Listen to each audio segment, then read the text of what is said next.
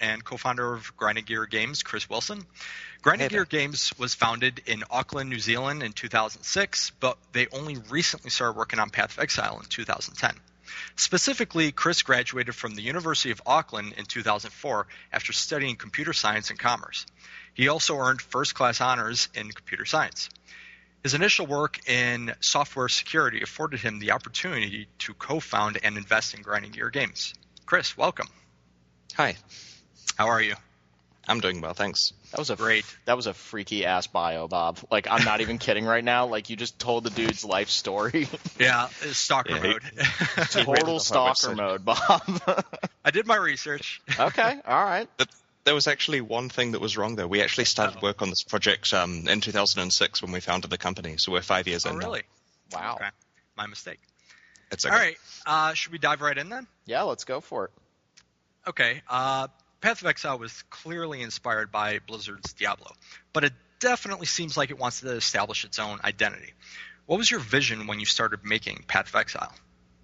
Well, way back at the beginning, we were a bunch of guys who really liked action RPGs, and we'd played, a whole bunch, ranging from Diablo to Titan Quest, Dungeon Siege, and there were various things that we liked from each game, and because we had some spare time and money, we decided we'd try to make our own one, taking the bits that we liked from other games, as well as a few new ideas that we had.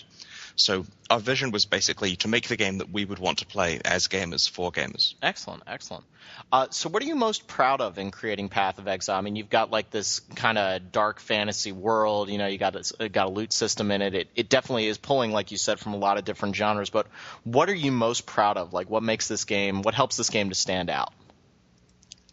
The thing that I'm personally most proud of is that at the moment in beta, there are people playing the game and they're having fun. The systems that we've put in place seem to be working, and there are people out there who will choose to spend their free time, well, quite a lot of their free time playing the game. That's my proudest thing about it. Mm-hmm. There are lots of systems in the game that I feel have worked really well. I mean, an arbitrary example of one which was surprisingly successful in my opinion is the fact that we went with having no gold in the game. You can't find gold coins as you play through. Instead, you find items of varying power that do things to your character or items, and so you can trade these with other players or just use them on the spot. And we initially thought we were doing this to solve a few problems with gold in other games, but it's been something the players have really liked, and we've had a lot of positive feedback on that. Yeah, it's nice to have a form of currency that can also be used. It's kind of multifaceted. I personally like that. Yeah, it meets our criteria of what a good currency should be, because whenever you pick any up, you have the choice of whether you could use it to improve yourself. Hence, you're kind of less susceptible to inflation because there's a sink built into every piece of currency. Yeah, that's something a lot of MMOs struggle with, so I was really happy to see it here. What characteristics of Path of Exile what characteristics does it have that will keep players from looking at it and shrugging it off as just another Diablo clone? There are a few things there which should help it stand out. The first is that it's played online on our servers, so it's not a single-player game, and the characters are persistent and securely stored, so you have an online virtual economy that you can play in. This is important for a couple of reasons. Firstly, not that many action RPGs actually bother implementing such a complex system, so there aren't very many options if a player wants to play online, like an MMO, basically. And secondly, for the really hardcore players who take it very seriously and spend a lot of time trying to accumulate items, then it's vital that they know that the other players aren't just cheating their way to items by having single-player save games and that type of thing. Mm-hmm. Mm-hmm. There are a few other systems as well which are relatively different than Blizzard's Diablo. An example is our flask system in-game. We reviewed how other games do potions and basically found that in all cases they were just really spammy. You go to the shop and you buy 50 potions, and then when you're playing you just drink potions constantly. And, run out of potions back to town. So we designed a system that has two differences. The first one is that we have these flasks that refill as you kill the monsters. So there's less trips to town, providing that you're killing at a good enough speed. And of course, this means that if you're not killing fast enough, you do have to go and refill them elsewhere. But it means that a player who's playing, the right amount of power for their area has less downtime. And then the obvious thing, now that you have these refillable flasks, is that you can put item properties on them. So they can get mods like the rest of your equipment, and this means that they're now part of your build. For example, you might be playing a mana-intensive character who wants some really big potions, or you might be playing a character that spikes a lot of damage and wants some really fast potions. And then there's other things like they can, make it so you're not on fire anymore, or make you run faster while you're healing. And because of this, especially in PvP, potions become less of just a thing you press occasionally and more of an integral part of the character's build. Most of our examples about how we're different from other action RPGs are relatively specific action RPG things like that we feel are an improvement. Yeah. I was personally interested in the balance. How did you decide the balance of potion regen? Because when I was playing, it never felt like I was always full, but it never felt like I was empty. I was able to use my mana and health potions adequately, and the game just knew how much I needed over time. That's basically luck, I think, there. We've actually had enough feedback about the potions recently that we have a couple of designers working on rebalancing them. In many cases, it works well, like you suggested, and that's the experience I often get when I'm playing. But a few people have issues where they don't have enough charges, or they feel that they're pressing the potion button a little too often and would rather that they had more effects, but you use them less frequently. So we're taking that back to first principles to try to get a better speed, see if we can find more fun in that system. But overall, it's working how we want to. It's just a matter of continuing the balance iteration. Excellent. So the current beta only features 2 acts with successive difficulties, so that you have kind of like that end game content. So how many acts is the actual game going to have, and what sort of content do you have so that once you beat the game, you're not running into a problem where, well, now you beat it, there's nothing else to do? Are those difficulties going to be persistent in the final product? So to answer your first question, we currently have 2 acts, as you've said, and we're planning a third one for a release, and then successive further acts every 6 or 9 months after the game is finished, as we get them ready. So, I mean, this is an ongoing, decade-long project as far as we're concerned. So we expect that after a few years, it'll be a pretty large game, hosting 5 or 6 acts by then. And we have a lot of plans and ideas for what's going to happen with the story and those acts. In terms of the question about what the end game consists of, we understand that if you just repeat the same difficulties, the same acts with different monster difficulty over and over, it does help prolong the gameplay, especially with the randomly generated areas. But players often demand quite a lot more, and to cope with this, we've tried a few experimental strategies. For example, we've previously had a final 4th difficulty level that was completely flat. All the monsters are exactly the same level, giving the player complete freedom of where they want to play. This is actually something that Blizzard recently announced for Diablo 3, but when we tried this last year, it didn't work with our game. Players would just farm in the specific area that their particular character was good at playing in, and it really didn't add anything to us. So we scrapped that and instead are trying a set of randomly generated areas that you can play in at the end that show off as many of our different assets as possible. So instead of saying to players you can play anywhere in the game, we give you random slices of anywhere in the game that you can't necessarily control which they are or the monster composition. And if you play through those and successfully beat each one, you get greater opportunities of getting the best items in the game. And this is something that players generally like. I mean, they're forced into playing there at the moment, and they haven't said they hate it, though we're not 100% sure that we're going to go with that strategy upon release, but that's what the beta is for. It gives us a good chance to try things like this. And we've had all sorts of wacky ideas for other stuff we can try soon, like challenge mode levels or special levels you have to give a few items to get access to, and then the rewards are really good, and it's a bit of a gamble whether or not the run is going to pay off, and so on. So there's a few cool ideas we're going to try in the coming weeks. Just to go off something you were saying, it kind of sounds like you're doing sort of a combination of having a full product and some DLC, kind of like episodes afterward. So now, how do you guys prevent from running into the problem of us all sitting around waiting for Valve to release Half-Life Episode 3? Do you guys already have these further acts kind of planned out? You kind of intimated that you have some ideas. Yeah, we do know what kind of things we want to happen, with more and more planning in the sooner acts and less in the later ones. And our intention is basically to just have a portion of the team working on churning that content out. I mean, an example of how that can work successfully, I guess, is with Guild Wars. They managed to release an expansion on schedule for several expansions, like clockwork, for the first few years after the game was released, and the players began to trust that the expansions were coming out on time. And that's something that I definitely aspire to being able to achieve if we can have the extra acts coming out on a regular schedule. That's something hard to do. We see constant delays in the industry, so if you could do that, you're going to earn a lot of loyal fans. Well, we'll try. We understand there's a 6th class not included in the beta yet. Is there any chance you could tell us what that class is or anything about it?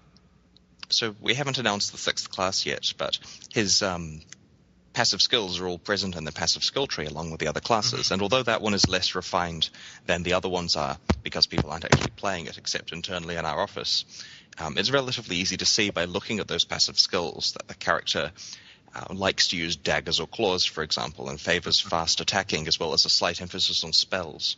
So it's pretty easy to see the archetype we're going for there, though we haven't announced details of what the class looks like or what the class's name is yet. This one kind of goes along with it, Bob. I'm going to let you take care of this because you're talking about Final Fantasy X, and I hate Final Fantasy. I'm kidding. And everyone stops listening now.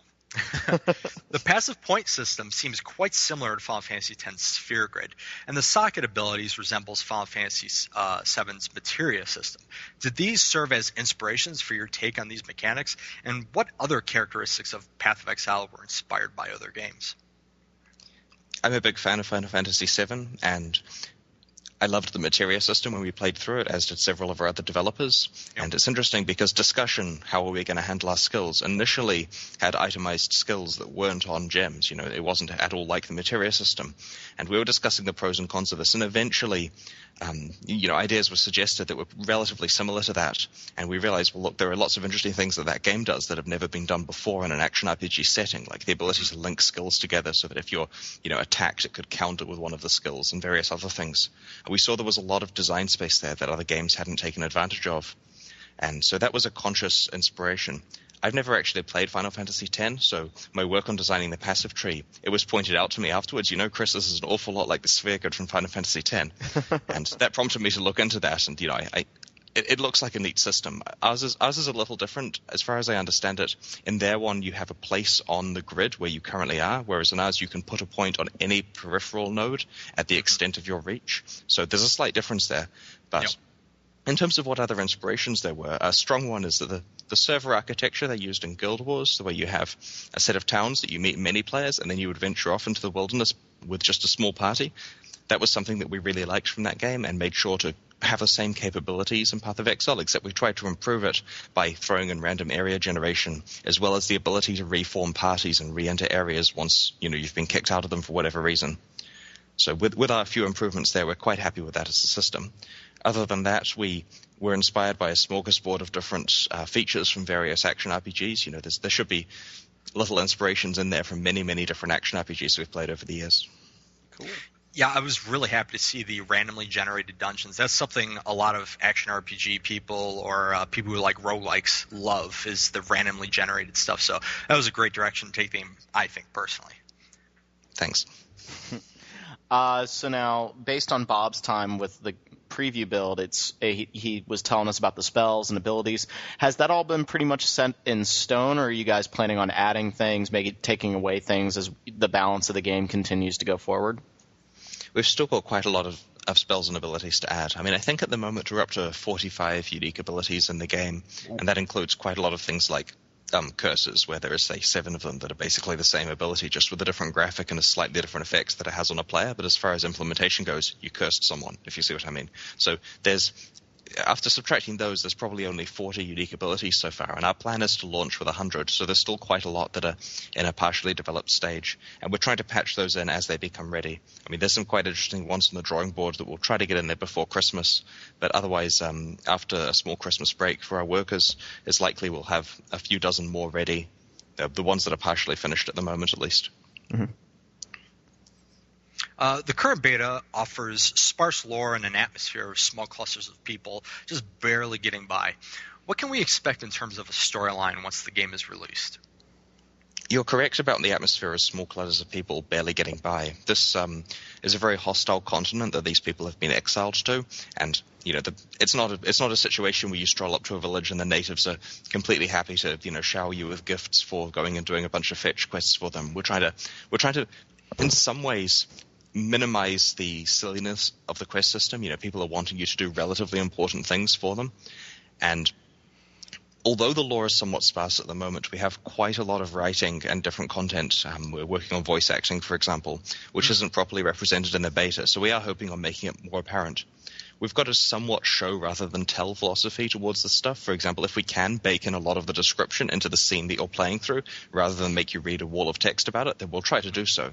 Mm-hmm. And a lot of players have commented that they'd love to see more of the lore. The beta at the moment doesn't show very much. And part of this is because when the player is exiled, the first act doesn't just sit them down and explain to them everything that's going on in this world. It has them kind of somewhat purposefully, aimlessly try to infer what's going on. The second act helps solidify things a little bit more, and the third act explains quite a lot of the backstory, and actually has conflicts that the player helps resolve in the world.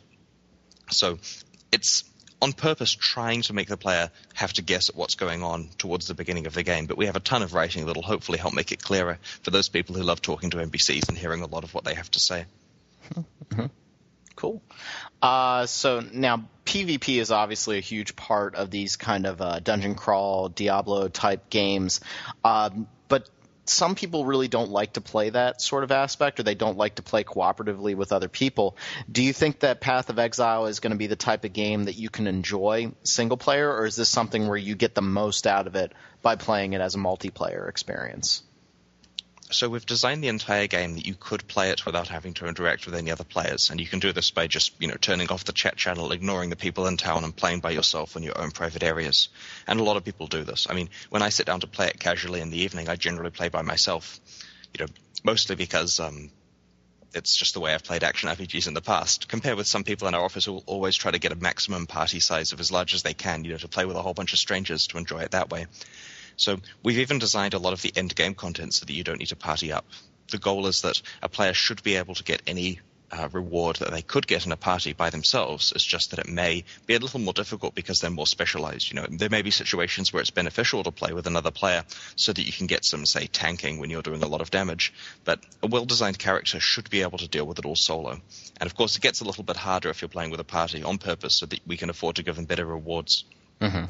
With regard to PvP, we don't want to force anyone into PvP, but yet we want to put PvP as a prominent system in the game. So we have a bunch of PvP designs here.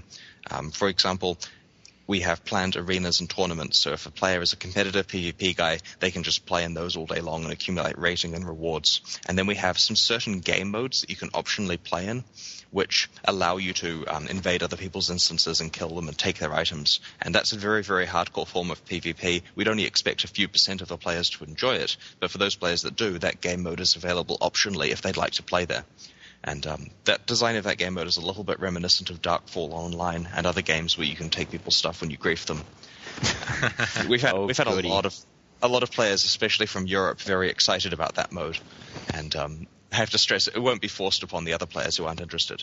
So the basic goal is that no one is forced into PvP or grouping up, but there are definitely incentives to play both if they'd like to get the full experience. Mm-hmm. That not trying to take away from Bob's next question, but it kind of seems to go right in. Does the game kind of have like a toggle switch for PvP? Is it all arena based? How do you handle that?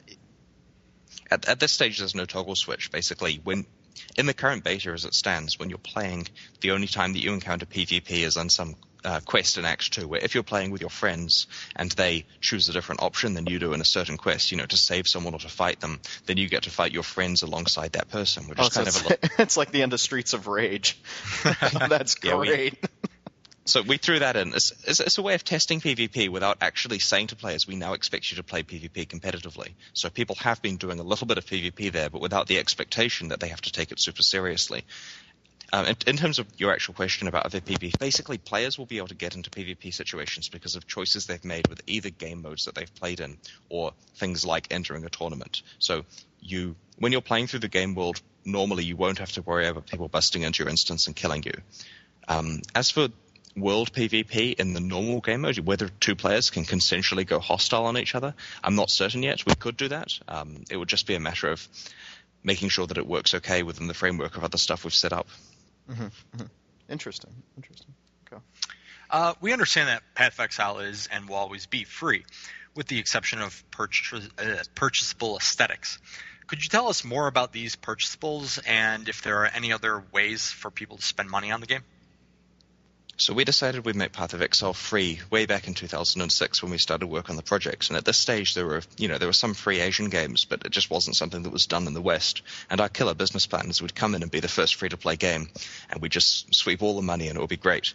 Then it took 5 years to make, so now every other game is free-to-play. And one thing that really disturbs us when we play these games is just like the design of the microtransactions that they sell just literally takes away from the game. Like you take the fun and you say to players, you have to pay for this fun, and you have less fun if you're not paying for it. And they design systems, for example, where you can get experience potions that double the experience gain, and then they say to players, well, if you don't get one of these, we're going to make the game super grindy, so it takes twice as long as the fun amount of time. And so we're really disappointed by these kind of things in other games. So we vowed that we're never going to pull any cheap tricks regarding experience potions and stuff like that. And we're not going to directly sell power that let people skip game content. Oh, you're not going to sell codes. Right. We're not going to allow people to pay for access to like an act that another player doesn't have access to. So our pledges here are that the game content is completely free, and that we're not selling power, and that basically there's a fair competitive playing field for things like PvP that people take seriously. Mm-hmm. You know, I mean, how can someone take PvP seriously when another player can just buy all the good items in 20 minutes? You know, it's something where the player has to be rewarded for their good decisions and their careful trading and spending a lot of time finding stuff, and that's what these players really want. So with all of that stuff removed, what can we sell? Well, it turns out there are a lot of games that do successfully sell aesthetic stuff. Examples are MapleStory makes a lot of money, and they basically sell costumes that your character can dress up in. And although our game is a little bit more dark and serious, we can't, directly sell, sparkling wings, for example, without the players complaining. We do have a whole lot of different aesthetic stuff, especially alternate skills. So an example is you might encounter a boss in the game that uses a special skill on you that a player has access to, but it looks totally awesome. And then for a few dollars, you have the ability to make your version of that skill look the same as the boss's one.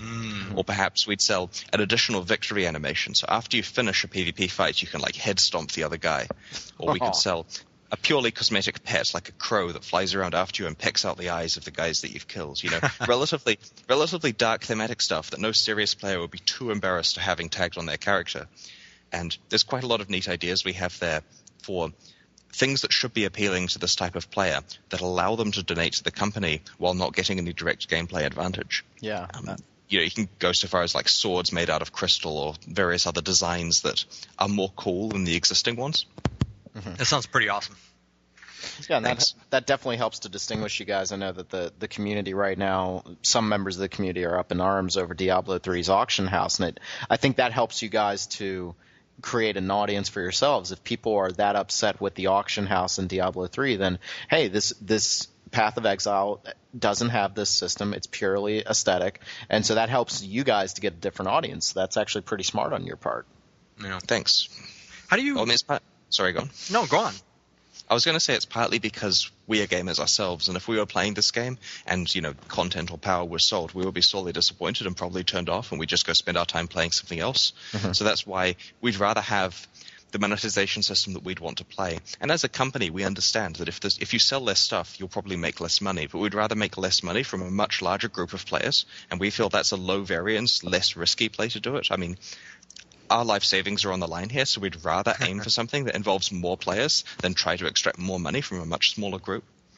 If you have a crow that pecks out my fallen enemy's eyes, I will pay for that. I'll give you. I will throw a couple bucks at you for that because that's pretty awesome. Yeah, no kidding. We'll also have a kitty cat that urinates on people after they're dead. You could have fun, but at the same time, like you said, you want it to fit in with the world. You don't want to have angel wings on your allies or anything like that. You want to create this thematic kind of dark world, and I think that that's also really important. Yeah. Our art team is definitely on that. How far do you expect you'll go in terms of gore? Do you expect to get God of War style gore, or more low key than that? Well, the first aesthetic item that we designed was a gore trinket that quadruples the gore that the characters generate. Oh god! So if you're playing with someone, you put bloody mess in the game. Yeah. Oh no! Not double, not triple, quadruple. The basic idea is if you're playing with some friend and there's all this gore coming out of his attacks, then he must be far more awesome than you. And for $8.99 or whatever the price is, you can have the same thing. That's awesome. Yeah, these things are all designed so other people can see them primarily, of course. I mean, when a guy levels up, instead of a white beam of light or whatever, you can have this giant, ceremony that occurs from the sky if you want to, depending on what the artists come up with that fits the game world. Cool. Oh man, imagination is going wild right now. This is great. How do you know what players want? I mean, you yourself are a gamer, so are you drawing most of your direction from the game from what you want, you and the rest of the development team, or do you actually go to forums and you kind of stalk the forums and see what people are saying, and that's where you get your research? Well, we definitely do read a lot of gaming forums, especially other action RPGs, and we can see the sentiment of the players, and often that sentiment is overstated. I mean, we've noticed that players really like to be angry about things on the internet. You know, even if it's not something that really bothers them, they want to be angry vocally. And we're gamers ourselves, so we generally just go with what we think is good. But if we see that a large amount of people on the internet have some other opinion, we'll look into why. I mean, if they like a certain system from another game, we'll go and install that game and see why it's fun for them. Oftentimes we don't understand, and sometimes we learn something. Mm-hmm. Great. Definitely. You pretty much answered a question before, but just one more time. So when this game launches, you have a lot of content that's going to be coming on the way.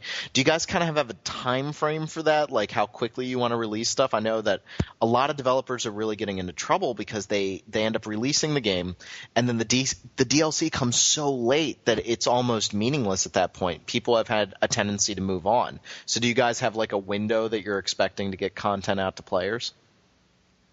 There are a few different levels of content here. I mean, you can look at the largest level, the major expansion acts, and they take a long time to make. Sure, we're hoping we've designed the game to be fun enough out of the gate that players don't get bored before the first additional act is ready.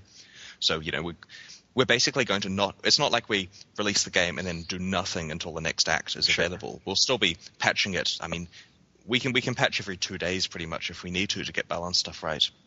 And we like running competitions for the players. I mean, there's one tomorrow, for example, where it's a race through the game in hardcore mode with a whole bunch of prizes for full clearing various areas and that kind of thing. So we're trying to create stuff for the players to do that doesn't take us very much time, so that while the team is busy working on the next massive expansion that adds a ton of stuff to do, we can have the players engaged with the ongoing updates to the game itself. So I'd say half the content gets introduced during that 6 months while the expansion is being prepared, and then the other half is dropped in as the expansion is ready. Cool.